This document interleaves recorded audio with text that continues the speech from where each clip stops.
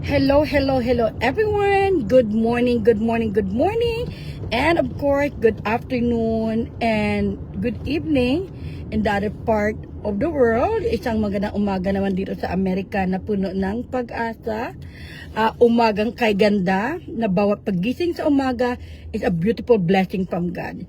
So matagal na hindi po ako nakapag-live, almost a week, right? Or baka more.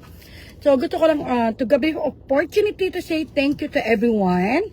And I want to mega shout out sa lahat ng mga tao sa buong mundo. Sa lahat ng mga tao na nag-celebrate ng mga birthday nila, mga birthdays nila, anniversaries, or any occasion, lalo na sa mga graduation. For this month of June or May, last month na ang daming mga kabataan naman ang nag-graduate dyan sa Pilipinas at dito din sa Amerika. Para sa akin, graduation is one of the most important accomplishment ng bawat kabataan or even ng mga magulang at kahit kanino man na alam mo yung may anak ka na mag-graduate, alam mo yung may anak ka na nagtumikap, para makapag-aral. At saka marami akong naririnig ng mga magandang kwento, through the social media din, excuse me, na mga kwento nila na sa sariling sikap, nakapag-aral, may magandang narating sa buhay. So ako is a living testament, sa buhay ko na galing sa hirap na gumawa ng paraan na para mapaaral ko rin yung sarili ko. So masasabi ko na I'm so blessed and grateful to God na hindi ko sinayang yung mga panahon ko, hindi ko sinayang yung mga skills ko and abilities ko na may marating ako sa buhay. Kaya kung anong meron ako ngayon, it's a blessing from God. Dahil isa akong simpleng kabataan ng panahon na yon, 30, 40 years ago. Sa edad kong 51, wala sa itsura, no? Thank God na marami kang mararating kung hindi mo sinasayang yung oras mo at panahon mo at gumagawa ka ng magandang paraan. And one thing came to my mind, that we always never giving up in our dreams. Palagi tayong nangangarap. Kasi what I always say, kung napanood nyo yung interview ko kay Ray Langit, yung kasanggaang ng langit, sa show niya na sinabi ko na kung may pangarap ka, maniniwala ka. You always believe in yourself. Kasi yun ang the first ingredient of success, to believe yourself, right? First, you have to have a dreams. Kung may mga pangarap ka, you need to believe, maniniwala ka, and need to achieve it. Gawa mo ng paraan para ma-achieve mo yun. Kasi yun ang pinakamahalaga sa buhay Kaya ako, pasalamat ako kay Lord na bawat pangarap ko, ginagawa ko ng paraan. So ngayon, after for so many months, I'm going back to my business.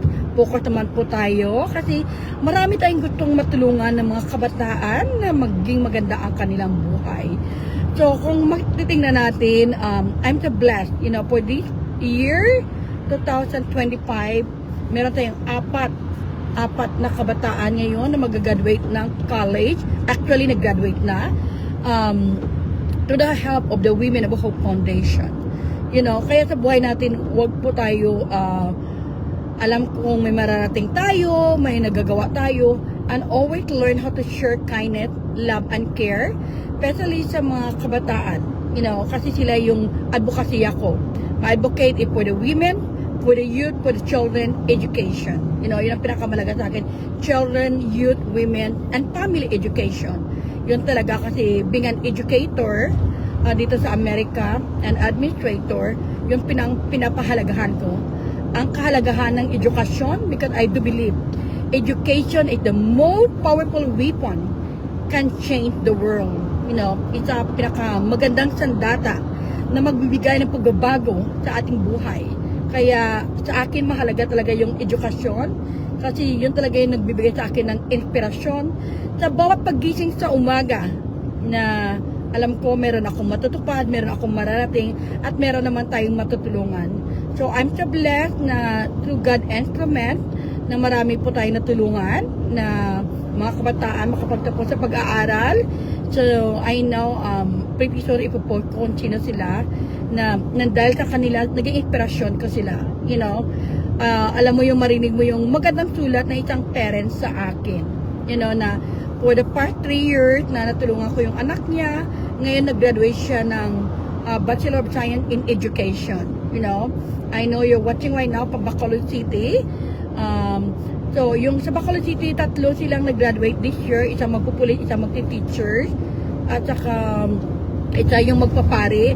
At saka, isa din yung sa, sa Tarlac. You know? So, 4 sila nag-graduate this year. So, for me, it's a great accomplishment para sa kanila na natupad nila yung pangarap nila and through our support to the Women of Hope Foundation na alam nila yon na every time magsweldo ako, kahati ko na yun yung mga kabataan na yun.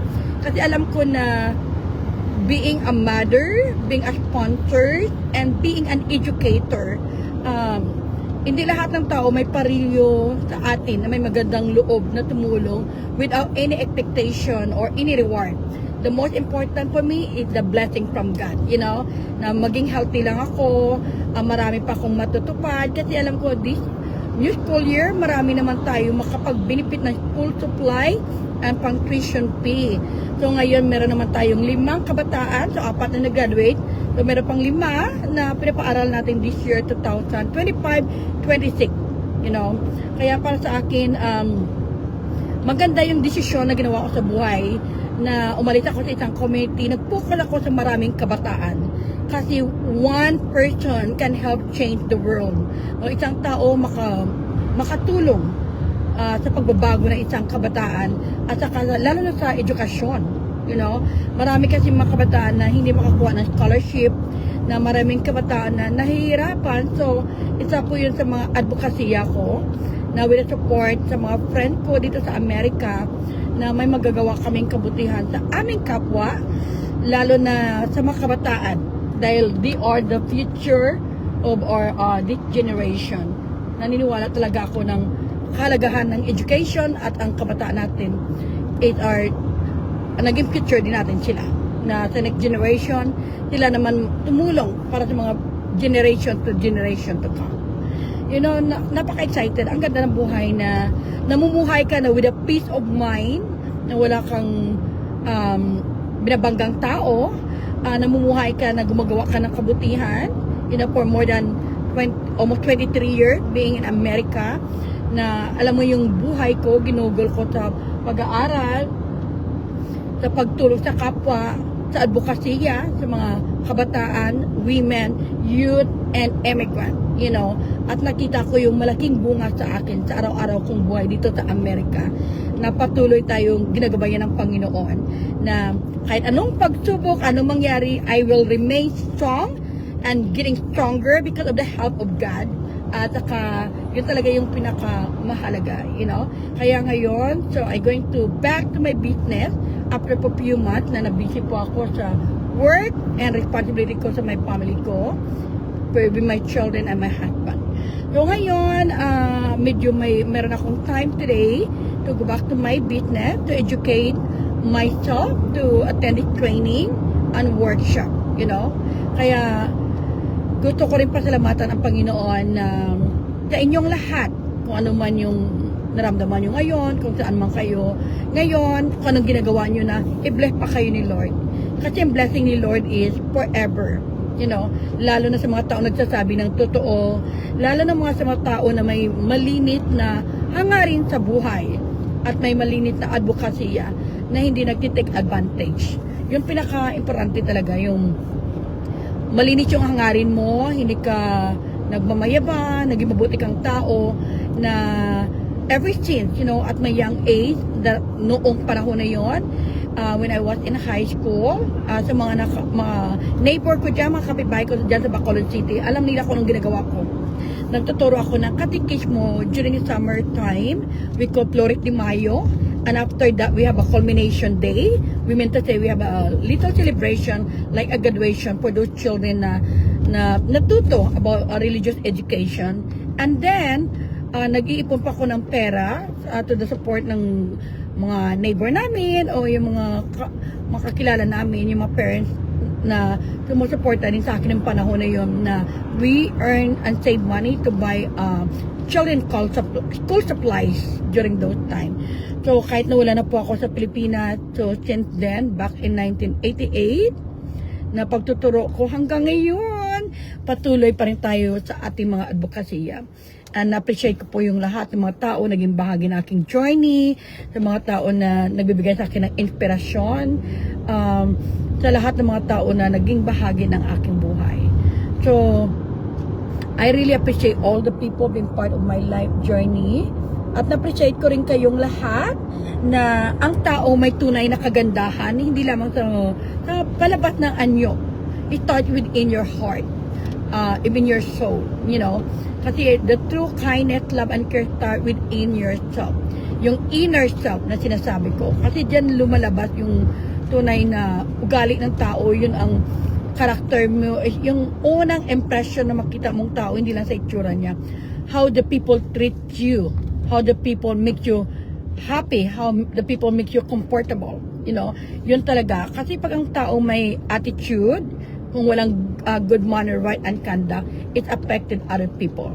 Kasi I do believe na the good attitude ng isang tao, good character, isa doon sa mga magandang quality ng ating maging leader.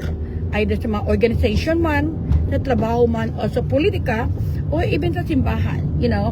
Kaya, yun ang mga bagay na marami akong natutunan sa buhay. How to build a good character every single day, at saka ipas mo yan sa next generation to come, you know. Kaya guys, so excited na sa training at workshop ko ngayon. Hanapin ko kung saan yung sunglasses ko, nakalimutan ko sa house kasi medyo masilaw na yung mata ko. Yun, nakita ko yung isa. So yun talaga mahalaga. Kamusta naman kayo dyan, kung saan sulok man kayo ng mundo. Sa buhay talaga, parang gulong ng palad, you know, parang gulong ng yan ng mundo na umiikot. Sometimes you're up and sometimes you're down. Kung saan man kayo ngayon sa estado ng iyong buhay, hindi yun ang dahilan na tayo malungkot, mawala ng pag-asa. There's always hope and there's always care and love from God. Kaya yun talaga yung motivation ko palagi na mangarap ka, maniwala ka, ang buhay ay puno ng pag-asa, maniwala ka na may mararating ka at matutupad ka. You know, sa bawat oras natin dito sa mundo, the most important, you have faith in God. Na kung anumang gusto mo marating, matutupad mo pag ikaw ay masipag, matyaga at may malinis na hangarin. And the more you do good things in life, the more blessing na matanggap kay Lord. Kasi everything what we did, what we do in every single day, they have an impact in our life. Kasi yung future natin, yung buhay natin, naging ano yun nagdidepende po yun sa kung ano yung pag-iisip natin, ano maging desisyon natin sa buhay. At kung ano mga plano natin na dapat gawin sa ating araw-araw na buhay. You know? And then when it comes to sa mga pagsubok sa buhay, huwag po tayo lalong masaktan o huwag po natin damdamin na magigilty tayo na kasalanan natin o hindi or whatever will be the outcome. The most important, you always find way. You're finding way how to solve any issue, any struggle, any problems in life. Kasi wala namang bagay binigay ang Panginoon sa atin kung hindi natin kaya. Lahat ng bagay sa mundo, these are reason why we live on this earth, di ba? May mga dahilan kung bakit tayo nandito sa mundo. May mga dahilan kung bakit natin pagdaanan yung mga challenges at pagsubok. Yung pinakamahalaga, yung pinaka-importanting tao, yung sarili mo. You know, you need to help yourself to overcome all challenges. You need to help yourself to believe in yourself, to say, I can do it, I'm capable, I'm beautiful, I'm amazing, I fulfill all my dreams with the help of God. Kasi minsan, ang hadlang na hindi natin natutupad yung mga pangarap natin, yung sarili natin. Yung you have a doubt, parang hindi ka confident, hindi ka sigurado sa ginagawa mo.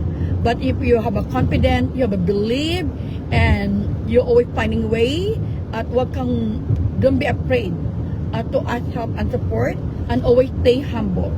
At saka yun pa yung isa pa, pag when someone else helping you, supported you, always remember and appreciate them. Kasi mga panalangin mo, maging grateful ka. Yun ang pinakamahirap. Yun ang pinakamahalaga, ibig sabihin. Na you learn how to be grateful sa lahat ng blessing, lahat ng mga tao naging part ng journey mo. Kaya, this is most important. You surround yourself with the amazing people being part of your life journey.